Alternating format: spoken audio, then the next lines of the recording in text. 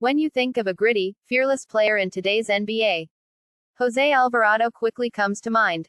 Known for his pesky defense, relentless energy, and never back down attitude, Alvarado's rise from Brooklyn to the NBA has been nothing short of inspiring. But what you might not know is that his journey, while unique, is deeply tied to the legends that came before him, especially those from his home city of New York. Recently, Alvarado sat down to reflect on his journey, his basketball inspirations, and how he got to where he is today. In a conversation that mixed humility with undeniable pride, he shared his thoughts on coming from Brooklyn, representing New York's basketball legacy, and the players who shaped his game.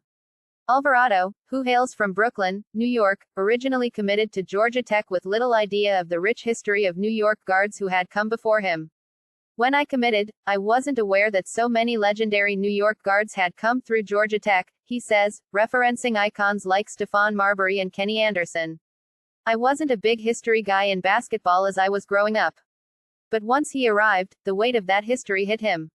As I went on, I got more familiar with Marbury's game, he admits.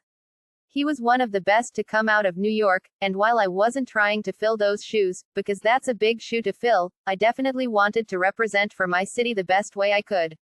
New York basketball has always had a distinct flavor, and Alvarado knew he was carrying that torch.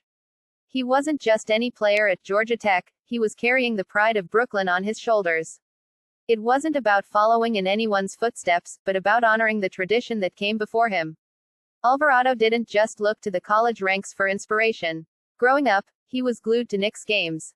I watched Melo a lot, he says, referring to Carmelo Anthony, who was the face of the Knicks for several years.